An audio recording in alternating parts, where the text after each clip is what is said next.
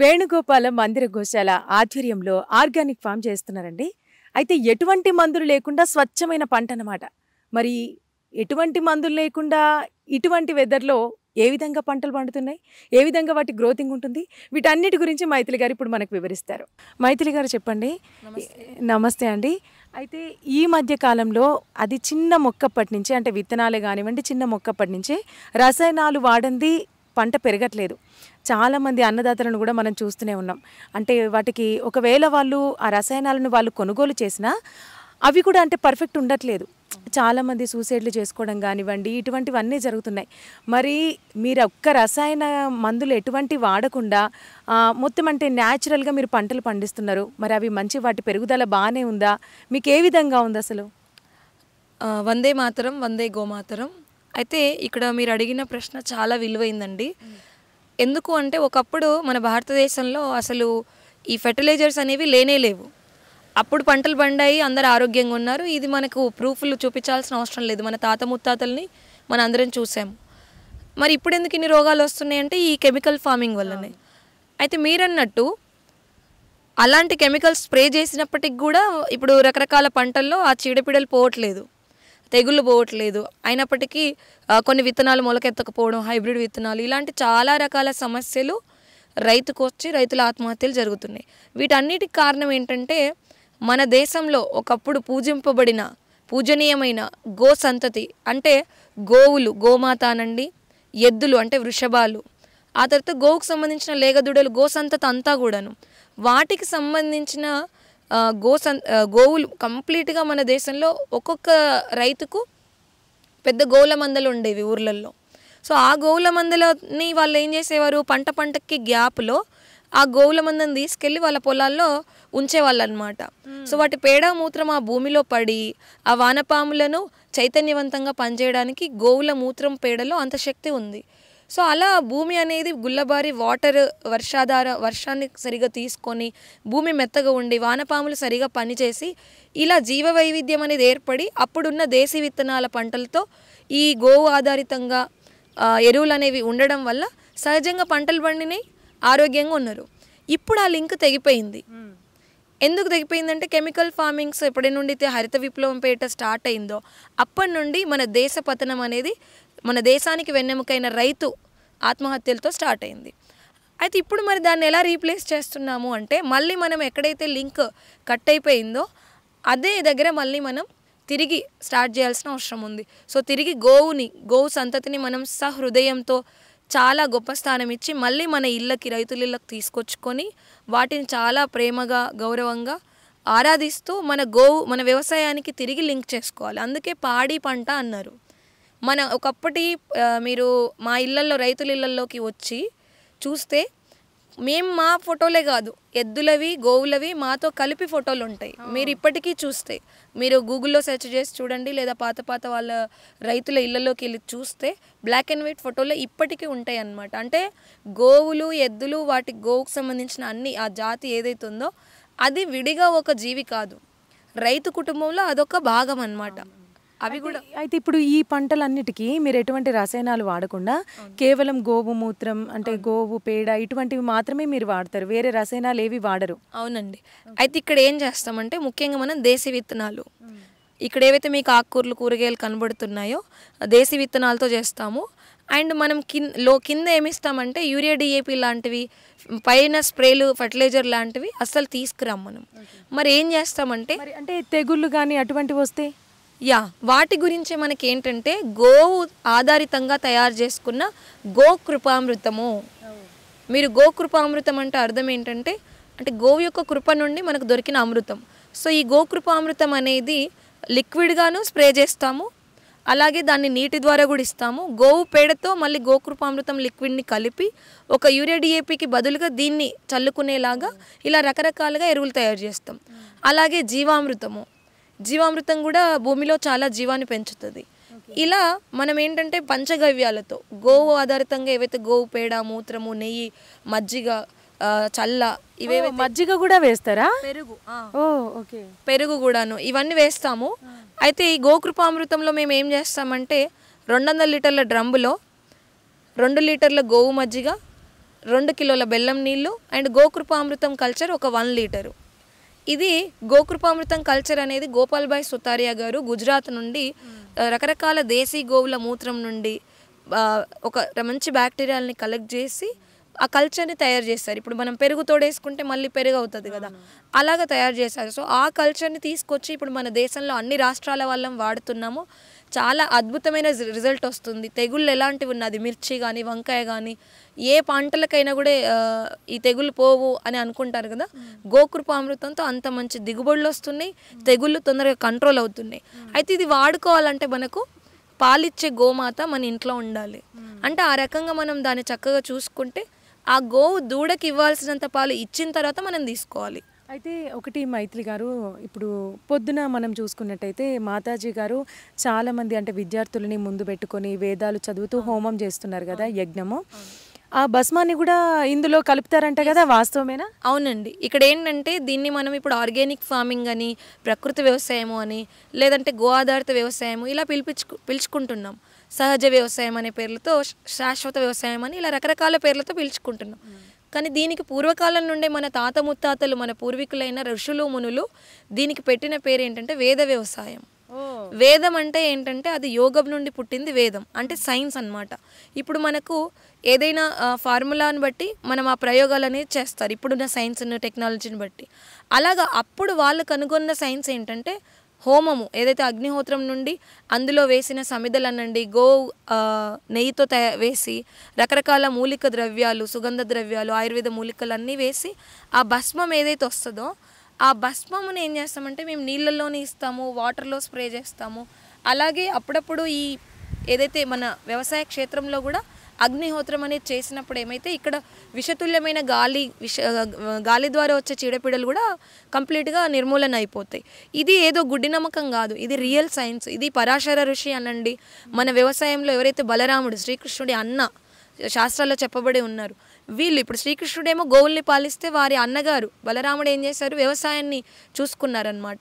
ఇలా ఒక్కొక్కరు ఒక్కొక్క దాన్ని చేసిన రియల్ ఏవైతే ఉందో అప్పట్లో మన భారతీయ సైన్స్ అది ప్రాక్టికల్, దానికి మనం చూసుకోవచ్చు. అప్పుడు రోగాలు లేవు, అందరూ సుభిక్షంగా ఉన్నారు.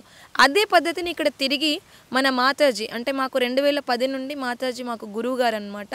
సో ఆవిడ సంకల్పంతోనే, వారి యొక్క స్ఫూర్తితోనే, వారి ప్రేరణతోనే మాకు గోవు గురించి తెలియడము.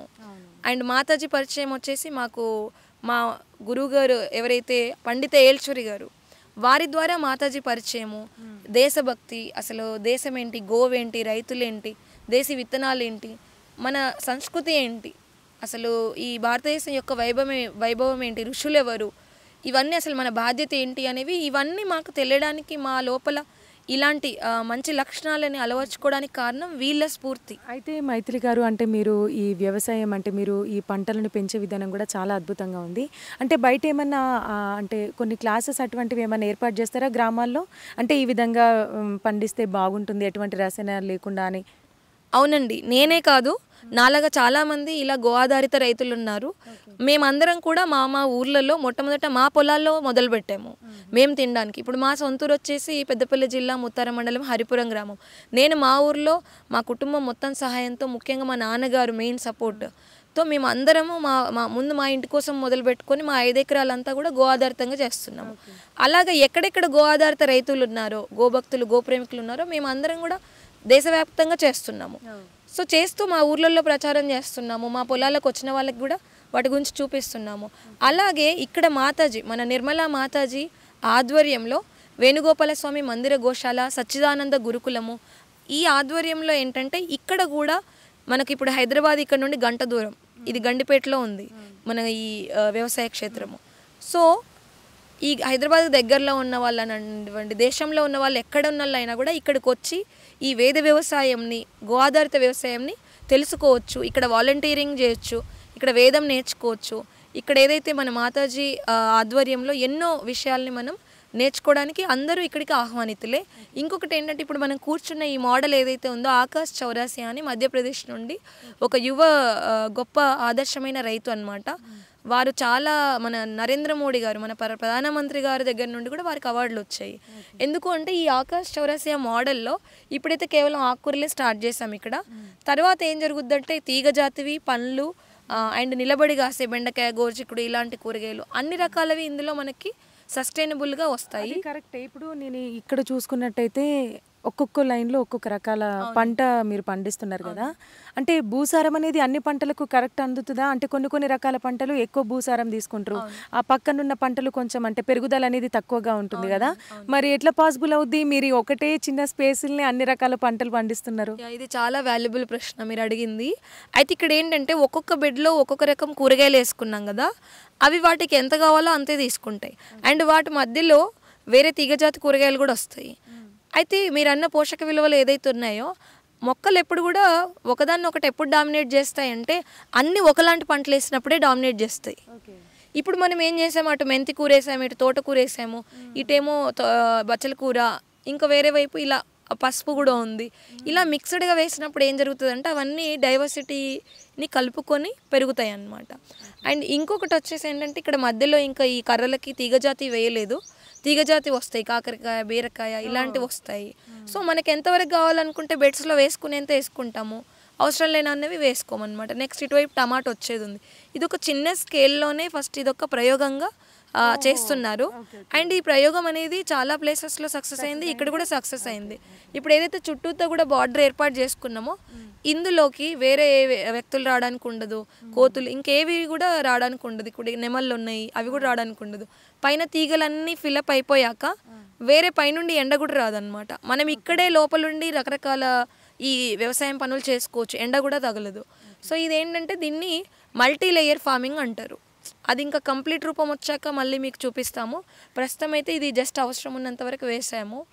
అయితే ఇక్కడ ఏదైతే ఉందైతే అండి, సందర్భాలని బట్టి మనకు ఏదైతే అవసరం ఉందో దాన్ని బట్టే కూరగాయలని వీటిని వేసుకోవడం జరుగుతుంది అనమాట. అంటే థ్యాంక్ యూ సో మచ్ మైత్రి గారు. ఎందుకంటే చాలా చిన్న ప్లేస్లో మీరు ఈ ప్రయత్నించే ఏదైతుందో ఖచ్చితంగా నేను ఒకదాన్ని చేయట్లేదు, కొందరు అందరం కలిసి చేశారు. మెయిన్ ఏంటంటే మాకు స్ఫూర్తి సపోర్ట్ ఆధ్వర్యం అంతా మాతాజీ గారు.